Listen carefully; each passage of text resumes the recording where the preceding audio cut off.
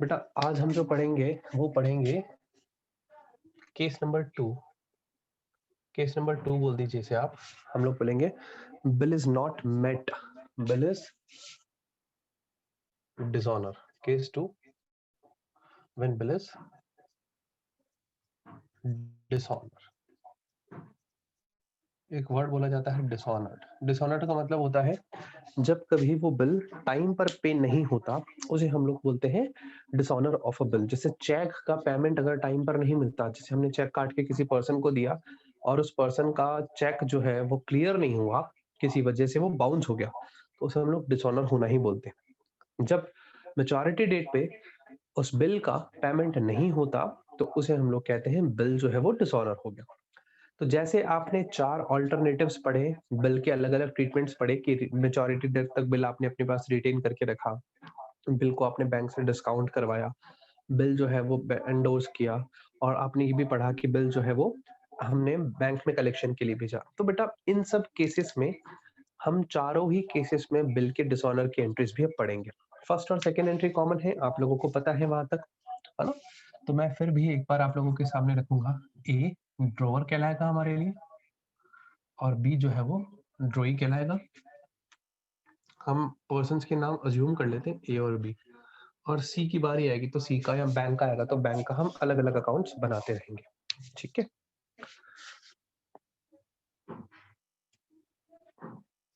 देखिएगा बच्चा। अब इसके बाद जब आप फर्स्ट एंट्री पास करते हैं तो आप लोग क्या करते थे, बिल आपने बैंक में पहले, सबसे पहले ए ने बी को कुछ बेचा, तो आप नॉर्मल एंट्रीज करते हैं। वो एंट्रीज मुझे करवाने की नीड है क्या? चलो मैं फिर भी एक बार करवा देता हूं। यहाँ ए करेगा B account debit to sales, पहले गुड्स बेचा, क्रेडिट सेल्स टू बी, हमने बी को क्रेडिट में गुड्स बेचा। ये बी करेगा अपने पास purchase account debit to A, credit में इसने गुड्स खरीदा। ये एंट्रीज आपको अभी तक आप कंफर्टेबल है? गुड्स परचेज ऑन क्रेडिट, ये इसका नरेशन है।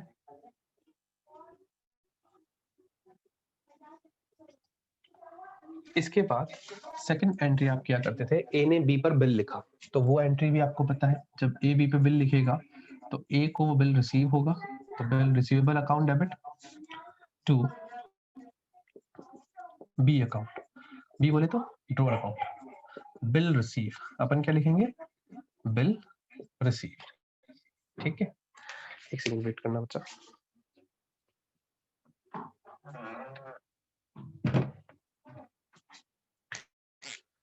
बिल रिसीव किया, और सेम चीज जो है वो बी के लिए बिल्स पेबल बनेगा, तो बी क्या करेगा, उसको A account debit to bills payable. यहाँ तक एंट्रीज तो आपको आती थी, मैं एक बार लिखवा रहा हूँ जस्ट बिकॉज ये हमारे नोट्स बन जाएंगे। A account debit to bills payable,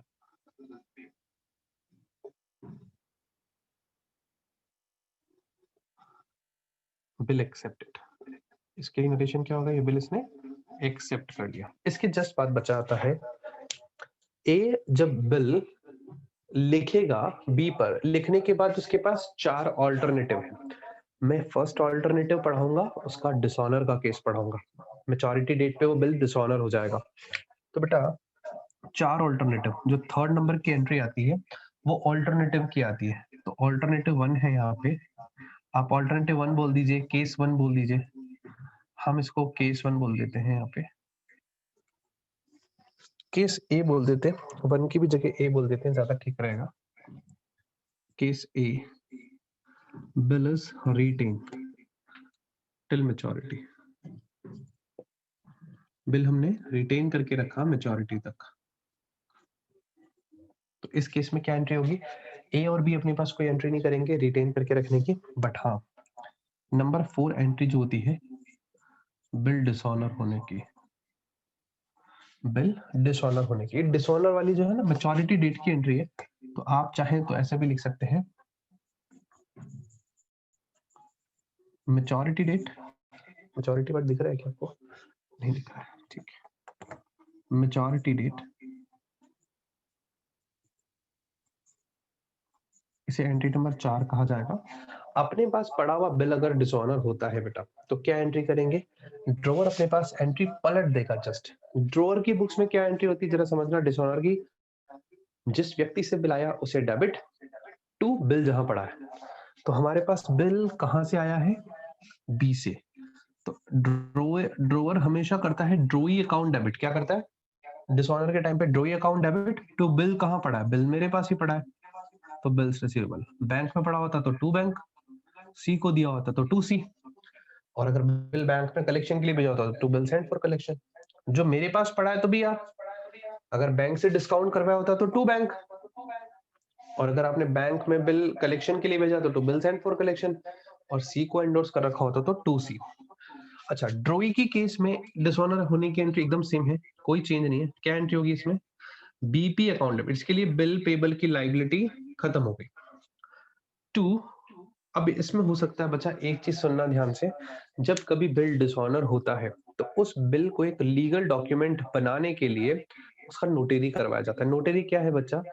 उस बिल को आप ले जाएंगे कोर्ट के नोटेरी पब्लिक के पास। नोटेरी पब्लिक एक पर्सन का लाइक काम होता है। आप कोर्ट में जाएंगे तो आपको देखेंगे वहां पे लोग बैठे होते हैं, नोटेरी करते हैं, सील लगाते हैं। सील लगा के उस बिल की दोनों पार्टीज का नाम जो है वो अपने रजिस्टर में रिकॉर्ड करते हैं, और किस लिए बिल बनाया गया था उसका रीजन भी मेंशन करते हैं।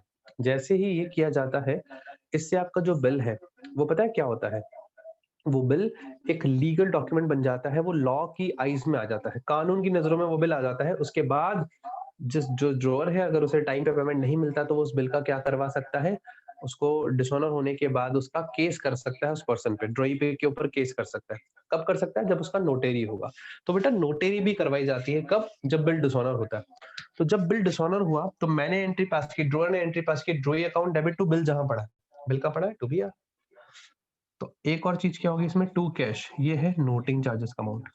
बेटा नोटिंग चार्जेस कौन पे करेगा? जिसके पास बिल पड़ा है। पे तो वो करेगा, पे कौन करेगा? जिसके पास बिल पड़ा है। बिल इसके पास पड़ा है तो टू कैश।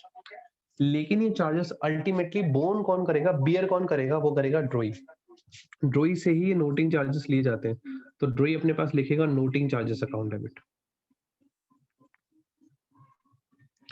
टू, मैंने बताया ड्रॉई जो है वो अपनी बुक्स में डिसऑनर की एक ही काइंड की एंट्री करता है, bills payable account debit, bills payable नाम की liability reduce, noting charges account debit, noting charges एक एक्स्ट्रा एक्सपेंस इसे पे करना पड़ेगा जस्ट बिकॉज ड्रॉई की गलती की वजह से बिल डिसऑनर हुआ।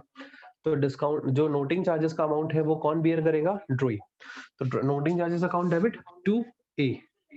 इसकी बीपी नाम की लाइबिलिटी कम हुई, ए नाम का क्रेडिटर फिर से बढ़ गया। तो ये मेरा केस नंबर ए है बच्चा।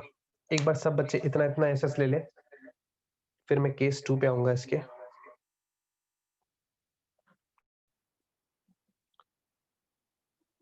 ले लिया बच्चा? हटा दे, ये दो एंट्रीज तक कंफर्टेबल है। मैं चारों केसेस एक साथ बताऊंगा आपको, फिर 20 तक क्वेश्चंस पे चलेंगे। हटा दें इसको, ये वाली चीज तो आपने ऑलरेडी रिकॉर्ड कर ही ली होगी अपने पास। देखना बच्चा, केस 2 पे आते हैं हम। डिसऑनर का ही केस 2 है। अब ये केस 2 क्या कहता है? केस बी कह लीजिए इसको। When bill is discounted with the bank. Bill को बैंक से डिस्काउंट करवाया हमने, ठीक है।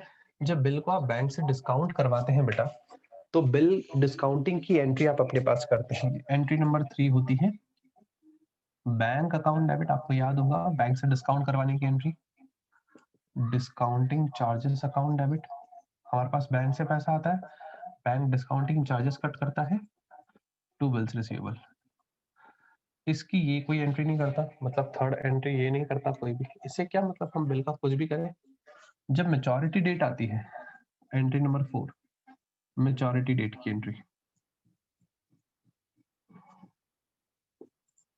जब मेचोरिटी डेट आती है, जिस दिन बिल डिसऑनर होता है, उस दिन हम हमारे पास एंट्री क्या करेंगे? Drawee account debit to bill जहां पड़ा है, B account debit to bill जहां पड़ा है। बिल कहाँ है? बैंक के पास। अब क्योंकि बिल किसके पास है? बैंक के पास, तो नोटिंग चार्जेस किसने पे किया होगा? बैंक ने। जिस व्यक्ति के पास बिल होता है वही नोटिंग चार्जेस भी पे करता है। तो यहाँ पे ये जो अमाउंट आएगा बिल का अमाउंट प्लस नोटिंग चार्जेस का अमाउंट, दोनों मिला करके एंट्री होगी। अलग से आपको टू कैश लिखने की जरूरत नहीं है, बट इसके केस में तो सेम एंट्री होगी। 4th नंबर की एंट्री ये करेगा बीपी अकाउंट डेबिट। कोई भी केस हो इसके लिए same entry, noting charges account debit to A, इसके लिए तो ड्रॉवर ए है। खत्म। आई बात समझ में? एक बार रेफरेंस ले लो। केस बी हो गया, केस सी में यहाँ पे लिखूंगा, हटा दे आप बोलो तो, ए नंबर वाला केस।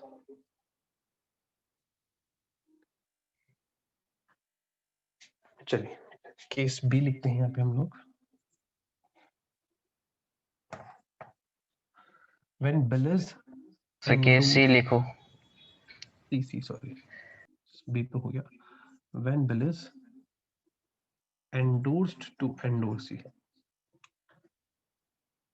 बेटा ये एंडोर्स का मतलब ट्रांसफर होता है ना, हम बता चुके हैं आपको, और हम अज्यूम करेंगे कि एंडोर्सी कौन है, सी है।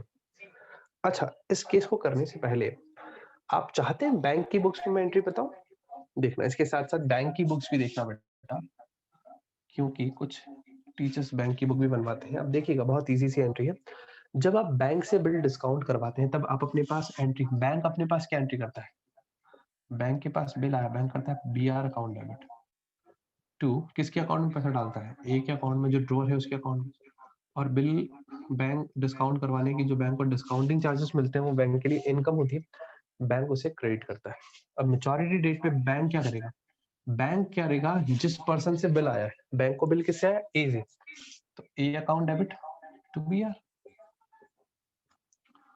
ए account debit to B R. Bank के लिए ड्रॉर कौन है, बैंक के लिए बिल कहां से आया है, ड्रॉई कौन है, ए, तो A account debit to B R. और नोटिंग चार्जेस अगर बैंक ने दिए हैं तो टू कैश। अगर आप ये एंट्री मिलाओगे ना तो ये यही वाली एंट्री बनती है। देखो आप, ए वाले केस में जो मैंने एंट्री कर, ये ए वाला केस था ना, ये तो अभी मैंने लिखा है सी केस, इसको चेंज किया, लिखा हुआ तो ए वाला केस ही है नहीं, ठीक है। चलिए सुनिएगा, इसके बाद केस 3 कहता है जब आपने बिल को एंडोर्स कर रखा है एंडोर्सी को, तो एंट्री नंबर 3 एंडोर्समेंट की होती है। जब बिल एंडोर्स किया जाता है तो हम एंट्री करते हैं सी अकाउंट डेबिट। हम अज्यूम कर रहे हैं कि हम सी को बिल एंडोर्स कर रहे हैं to B R, C to B R. अब 4th एंट्री इसी केस में जो मैच्योरिटी डेट होती है उस दिन क्या एंट्री होती है, उस दिन हम करेंगे ड्रॉई अकाउंट डेबिट। हमारे लिए ड्रॉई कौन है, B, B account debit to bill कहां पड़ा है, सी के पास, तो टू सी। यहाँ पे बिल प्लस नोटिंग चार्जेस दोनों अमाउंट आएंगे, क्योंकि बिल किसके पास पड़ा है, सी के पास, नोटिंग चार्जेस किसने पे किया होगा, सी ने। सेम इसके लिए एंट्री सेम, इसके लिए 4th एंट्री सेम। ये 3rd एंट्री से इसको कोई मतलब नहीं, मतलब बिल का एंडोर्समेंट से इसे कोई मतलब नहीं है। लेकिन जब एंट्री नंबर 4 की जाएगी बिल मैच्योरिटी वाली, तो उस दिन पे ये करेगा BP debit noting charges debit to A. अब आप कहोगे सर सी की बुक्स में क्या एंट्री होगी, तो लीजिए, सी को जब बिल मिला था ए से तो सी ने एंट्री की होगी अपने पास, बिल आया तो बी आर अकाउंट डेबिट, कौन कहां से आया, ए के पास से, तो टू ए। सी के पास बिल कहां से आया, ए से, तो ए, सी एंट्री करेगा bill account debit, bills receivable account debit to A. और जब ये बिल डिसऑनर होगा, B A account debit, C वापस ए से मांगेगा, इसके पास बिल जहां से आया, ए से बिल आया, A account debit to bills receivable और to noting charges. Noting charges मतलब cash, to cash noting charges. अगर नोटिंग चार्जेस का अमाउंट होगा तो ही लिखना है, नहीं लिखा हो क्वेश्चन में तो नहीं लिखेंगे हम लोग, ठीक है। एक बार सब बच्चा केस सी तक नोट कर ले, फिर इसके बाद बेटा हम आते हैं केस 4 पे, डी पे।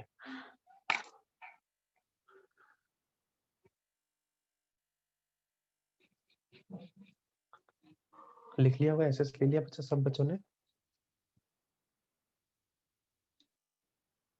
ओके। केस डी में ऊपर लिख रहा हूं, केस डी कहता है when bill is send to bank for collection, bill is send to bank for collection, आपने बिल को बैंक में कलेक्शन के लिए भेजा, डी वाला पॉइंट।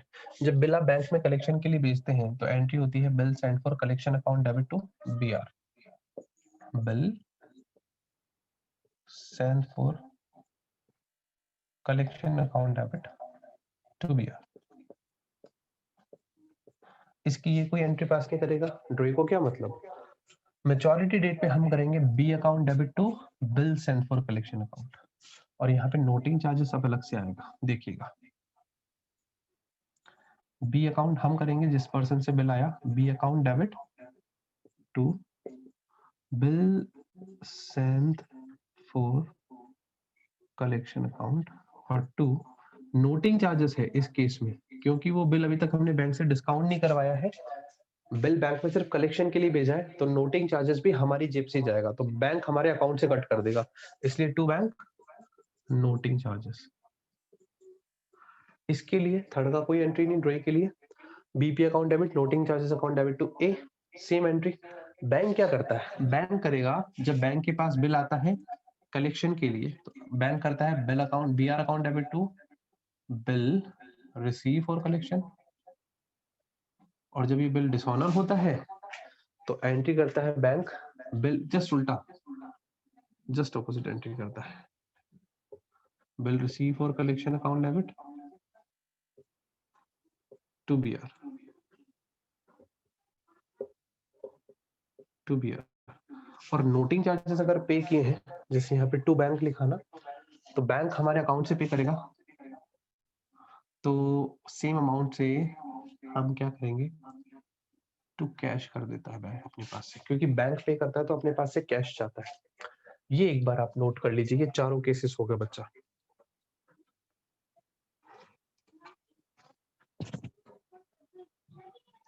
एक बार बच्चा आप लोगों को ये चारों केसेस अच्छे से पढ़ने हैं, ठीक है। एक दिन मैं आपको दे रहा हूँ, मैं क्वेश्चन आज इसलिए डिस्कस नहीं कर रहा जस्ट बिकॉज ये केसेस एक बार आप रीड करेंगे। एंट्रीज में एक छोटा सा ट्रिक है, अगर आप एंट्रीज समझ जाओगे ना तो आपको बहुत मजा आएगा।